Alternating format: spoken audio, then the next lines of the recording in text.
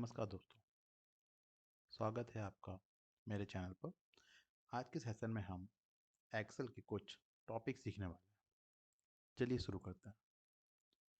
सबसे पहले Excel open करने के लिए आप विंडो आर प्रेस कीजिए। जैसे आप विंडो आर प्रेस करेंगे, ये विंडो आपको शो होगा। देन उस पर आपको दिखेगा ओपन में, आप जाके यहाँ एक्सेल टाइप कीजिए। जैसे आप एक्सेल टाइप करेंगे, देन ओके प्रेस कीजिए। अब यहाँ पर आप ब्लैंक वर्कबुक सेलेक्ट करेंगे। जैसे ही आपकी वर्कबुक शो हो जाएगी, अब कुछ चीज़ें हम देखते हैं। सबसे पहले ये लिखा हुआ है बुक वन, ये आपका टाइटल बार है। उसके बाद सपोज ये लिखा हुआ है A1, ये आपका नेम बॉक्स है। ये कैसे आता है? जैसे ही आप माउस से किसी भी सेल पे क्लिक करते हैं तो उसका नंबर यहाँ शो होने लगता है। जैसे अगर मैं बात करूँ, मैं यहाँ N पे 5 नंबर पे क्लिक कर रहा हूँ तो यहाँ पर N5 शो होगा। अब आते हैं एफएक्स के साइड में जो ये बॉक्स बना हुआ है, ये फॉर्मूला बार है जिस पे हम फॉर्मूले लिखते हैं। जैसे मैंने ये सेलेक्ट किया, ये आपका कॉलम कहलाता है। जैसे मैंने ये सेलेक्ट किया, ये आपका रो कहलाता है। और जो ये बॉक्स दिख रहा है आपको, ये सेल कहलाते हैं। इसी तरह से ये आपका सीट टैब है, जहाँ पर आप सीट को ऐड ऑन कर सकते हैं अपने ज़रूरत के अनुसार। ये आपका जो ए लिखा हुआ दिख रहा है, ये आपका कॉलम की हेडिंग है। और जो ये नंबर में 5 लिखा हुआ है, ये आपकी रो की हेडिंग है। ये आपका वर्टिकल स्क्रॉल बार है, ये आपका हॉरिजॉन्टल स्क्रॉल बार है। चलिए अब हम शुरू करते हैं। एक्सेल में जब भी आपको कोई फॉर्मूला एक्टिवेट करना होता है, उसके लिए आपको सेल पे क्लिक करके इक्वल टू का साइन लिखना पड़ेगा। जैसे आप इक्वल टू लगाएंगे, इससे फॉर्मूला एक्टिवेट हो जाता है। हम कुछ सिंपल चीज़ों से शुरुआत करेंगे। जैसे सबसे पहले दो नंबरों को ऐड करना। इसके लिए मैंने इक्वल टू लगाया, मैं कर रहा हूँ 5, देन एडिशन का साइन प्लस, देन फिर से 5। जैसे हम एंटर प्रेस करेंगे तो ये आपको आउटपुट दिखाने लगेगा। जैसे 5 + 5 = 10। इसी तरह से फिर से हम एक्टिवेट कर रहे हैं इक्वल टू। अब हम 10 सब्ट्रैक्ट करने वाले हैं -5। एंटर प्रेस करेंगे, ये आपका एडिशन सब्ट्रैक्शन आ गया। अगर मैं बात करूं, ये आपका एडिशन हो गया, ये आपका सब्ट्रैक्शन हो गया। इसी तरह से हम किसी भी सेल पर और कहीं पर भी फॉर्मूले एक्टिवेट कर सकते हैं। जैसे सपोज मुझे यहाँ पर फॉर्मूला एक्टिवेट करना है, इसके लिए मैंने इक्वल टू साइन लगाया। मैं चाह रहा हूँ मल्टीप्लिकेशन 5, देन आप स्टार या इनटू का साइन उसे लगाते हैं, देन फिर 5 प्रेस करते हैं, देन एंटर। ये आपका आ गया multiplication.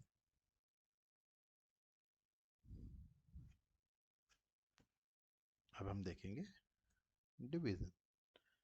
Equal to suppose 10 slash division का साइन 2, आपका आंसर आ गया 5। ये हमने कुछ चीज़ें देखी, एडिशन, सब्ट्रैक्शन, मल्टीप्लिकेशन और डिवीजन। अब मैं क्या कर रहा हूँ, इन सबको डिलीट कर रहा हूँ। डिलीट करने के लिए सबसे पहले आपको माउस से सबको सेलेक्ट करना पड़ेगा। इस तरह सेलेक्ट करके आप डिलीट प्रेस करते हैं तो सारे सेल से डेटा डिलीट हो जाता है। अब हम कुछ सिंपल फॉर्मूले से फिर से देखेंगे। ऐड सब्ट्रैक्ट, मल्टीप्लिकेशन, डिवीजन हम सेल के थ्रू करेंगे। सबसे पहले इक्वल टू 5 + 5 = 10, सब्ट्रैक्ट करेंगे, इक्वल टू 10 - 2, सब्ट्रैक्ट हो गया, मल्टीप्लिकेशन = 10 × 2, मल्टीप्लिकेशन हो गया, डिवीजन के लिए इक्वल टू 10 / 2, ये हो गया डिवाइड। ये हमने जो बेसिक फॉर्मूले हैं वो लगा के देख लिया। अब सपोज अब हम सेल की मदद से इसको सॉल्व करने वाले, जिसमें हम वैल्यू चेंज करेंगे और कैलकुलेशन ऑटोमेटिक होता रहेगा। इसके लिए मैं फिर से सबको डिलीट कर रहा हूँ। सबसे पहले हम करने वाले हैं एडिशन। मैं थोड़ा सा जूम कर लेता हूँ। इसके लिए आप कंट्रोल के साथ स्क्रॉल कर सकते हैं, जिससे वो जूम हो जाता है। अब हम चाह रहे हैं जो सेल 1 में हमारे पास दिया हुआ है, सपोज यहाँ दिया हुआ है 5 नंबर, सेल 1, और सेल 2 में दिया हुआ है 5 नंबर। अब हम चाह रहे हैं कि ये दोनों ऐड हो जाए। हम यहाँ फॉर्मूला लगाएंगे एडिशन का, इक्वल टू, अब क्या कर रहे हैं हम कि हम जैसे एडिशन करेंगे हम चाहे उसको चेंज कर सकते हैं। मतलब जो नंबर हमने दिया हुआ है 5 और 5, इसको हम जब चेंज करेंगे तो हमारा एडिशन का जो आंसर है वो भी चेंज होता रहेगा। इसके लिए मैंने 5 को सेलेक्ट किया, इक्वल टू लगाने के बाद आप अपने माउस से B5 पे क्लिक करते हैं। जैसे हमने B5 पे क्लिक किया, देखिएगा कि आप ये सेलेक्ट कर लेते हैं, ये उसका एड्रेस सेलेक्ट हो गया है B5। अगर आप देखेंगे यहाँ पर लिखा होगा B5। अब मैं एडिशन करने वाला हूँ, तो प्लस साइन के साथ C5, ये मैंने C5 को सिलेक्ट कर लिया। जैसे मैं इसको एंटर करता हूँ, आप देखेंगे यहाँ पर ये जुड़ गया, दोनों एडिशन हो चुके हैं। अब क्या होगा अगर मैं सपोज इसको चेंज करता हूँ, जैसे मैंने इसको 10 कर दिया, तो आप देखेंगे यहाँ पर ये 15 हो गया। सपोज मैं इसको 20 कर देता हूँ, तो यहाँ पर ये 30 हो गया। इसी तरीके से सपोज ये हमारे नंबर्स हैं, नंबर 1 और नंबर 2। अभी हमने पहला देख लिया एडिशन, अब हम देखेंगे सब्ट्रैक्शन। सेम वही करना है, equal to first number select किया minus second number, then enter. देखिएगा अब मैंने क्या स्मॉल डिजिट से बड़े डिजिट को माइनस कर दिया, इसीलिए आंसर नेगेटिव में आ गया। हम इसको सही करते हैं 30। देखिएगा जैसे जैसे मैं नंबर चेंज कर रहा हूँ आपके ये आंसर भी चेंज होते जा रहा है। अब हम देखते हैं मल्टीप्लिकेशन।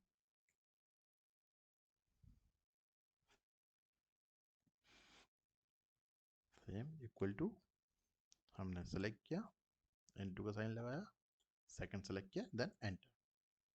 उसी तरह से division equal to this divided by this. ये आपके सारे आंसर आ गए। अगर हम ये नंबर्स की वैल्यू चेंज करेंगे उसी तरह से हमारे आंसर्स भी चेंज होते रहेंगे।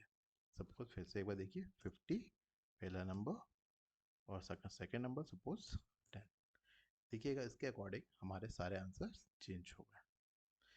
ये तो रहा सिंपल एडिशन, सब्ट्रैक्शन, मल्टीप्लिकेशन और डिवीजन करने का तरीका। अगर सपोज हमें जो सेल है, सब ये हमारा सेल है, इस सेल का जो जो भी इसमें नंबर दिया हुआ है या इसको कहते हैं डेटा, उसे हमें कहीं पर कॉपी करना है। तो उसके लिए क्या करेंगे, सबसे पहले सपोज मुझे यहाँ पर G7, ये G7 है हमारा। कैसे चेक करते हैं, G और यहाँ से 7, मतलब कॉलम का G और रो का 7। हम यहाँ पर इक्वल टू साइन करते हैं। करने के बाद सपोज मुझे ये कॉपी करना है, मैंने यहाँ पर इसको क्लिक किया और फिर एंटर प्रेस किया। आप देखेंगे जो नंबर यहाँ लिखा हुआ है वो ऑटोमेटिक यहाँ आ गया। सेम वही अगर मैं इसको चेंज करता हूँ, क्योंकि मैंने इसको कॉपी करा इसलिए यहाँ का नंबर भी चेंज हो जाएगा। अब हम इसमें कुछ एंट्री सीट बनाने वाले हैं। उसके लिए मैं ये डेटा डिलीट करने वाला हूँ। मैंने ये पूरा डेटा सेलेक्ट किया। आप माउस से पूरा डेटा सेलेक्ट कर सकते हो। सेलेक्ट करने के बाद मैंने इस पर डिलीट प्रेस कर दिया। अब एक्सेल बहुत ज़्यादा समझदार है। जब एक्सेल बनाया गया था इसमें बहुत सारे फॉर्मूलेज बनाए गए हुए हैं जो प्री डिफाइन है, जिसे हम देखने वाले हैं। अगर हमें सिर्फ नंबरिंग करनी है, कोई नंबर लिखना है, जैसे मैंने लिखा 1 2। देखिए मैंने इसको सिर्फ बताया है कितना, 2 नंबर, 1 और 2 नंबर। अब मैं चाहता हूँ कि ये 10 तक वो नंबर को ऑटोमेटिकली लिखे, तो सिर्फ मुझे इसको सेलेक्ट करना पड़ेगा। आप यहाँ देखेंगे कॉर्नर पे छोटा सा क्रॉस बना हुआ आएगा। आप अपने माउस से उसको ड्रैग करते जाएंगे जितना नंबर आपको करना है, तो ये ऑटोमेटिक वो नंबरिंग कर देगा। इस तरीके से आप कितने भी नंबर चाहे लिख सकते हैं। मोस्टली ये सीरियल नंबर के लिए यूज़ किया जाता है। आप इसको कुछ इस तरीके से भी कर सकते हैं, 1 2। देन आप दोनों को सेलेक्ट करके यहाँ पर डबल क्लिक कर देंगे। जैसे आप डबल क्लिक करते हैं तब भी ये काम करेगा। अब आते हैं, हम सपोज इसमें टेबल बनाने वाले हैं। सेम वही चीज़ है, मैं इनको डिलीट कर रहा हूँ। अब हम लिखने वाले हैं टेबल। सपोज मैं टेबल लिखने वाला हूँ 2 का। हम यहाँ पर कर लेते हैं सीरियल नंबर 1 2 and 3। और मैं यहाँ से इसको डबल क्लिक करता हूँ। जैसे मैंने किया 10 तक ये आ गया। मोस्टली डबल क्लिक जब डेटा होता है तभी काम करता है। अब हम करते हैं नंबरिंग। जैसे टेबल लिखते हैं 2। सपोज हमने यहाँ लिखा 2। हमें पता है 2 2 जब 4 होता है। देन 2 3 ज़ा 6। ठीक है। जब आप 3 डिजिट भर लोगे देन सेलेक्ट। देन यहाँ पर ड्रैग करते जाएंगे। आप देखेंगे जैसे ही मैंने ड्रैग किया यहाँ पर वो सारी चीज़ें उसने लिख के हमें बता दिया। ये हमारा 2 का पहाड़ा पूरा हो गया। सपोज इधर से हमें 3 का पहाड़ा लिखना है। हमें सिर्फ उसको 2 डिजिट बतानी पड़ेगी। 3 6 9। ये हमने किया। देन यहाँ और यहाँ पर डबल क्लिक। जैसे आपने डबल क्लिक किया ये आपको पहाड़े लिख देगा। सपोज इसी तरह से 4 5 आप जितने चाहें उतने पहाड़े लिख सकते हैं। ये आपका चाहे तो वर्टिकली भी वर्क करता है। जैसे मैंने यहाँ पर किया 2 3 4 5 6 7 8 9 10 तक। सपोज मुझे ये लिखना ही है 4 8 16।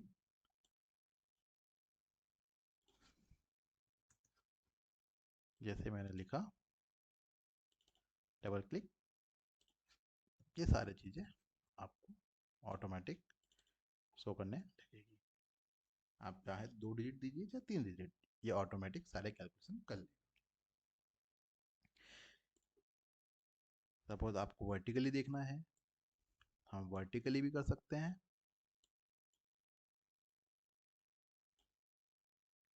ये वर्टिकली हो गए। आपको अगर हॉरिजॉन्टल देखना है तो इस तरीके से भी आप कर सकते हो। तो ये सारे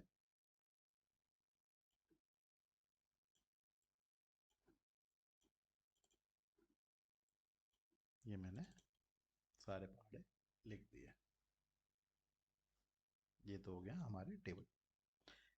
अगर आप चाहो इस टेबल को हाईलाइट करना तो हम इसको इस तरीके से सेलेक्ट करके आप यहाँ देखेंगे फॉन्ट है ना, होम मेन्यू के अंदर फॉन्ट, फॉन्ट के अंदर यहाँ पर होता है बॉर्डर्स। यहाँ और बड़ा करेंगे तो कुछ इस तरीके से शो करेगा आपको। ये तो हमने टेबल बनाना सीखा।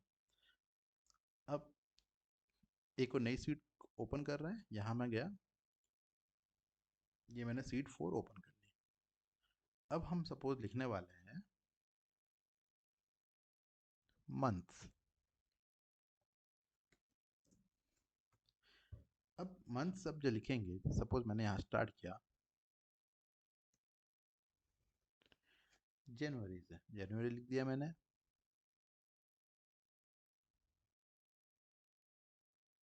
फरवरी, जनवरी फरवरी लिख दिया। अब आपको एक्सेल को पता है कि आप क्या लिखने वाले हो, तो ये आपको अगले 12 मंथ दिखा देगा। नंबरिंग कर देता हूँ 2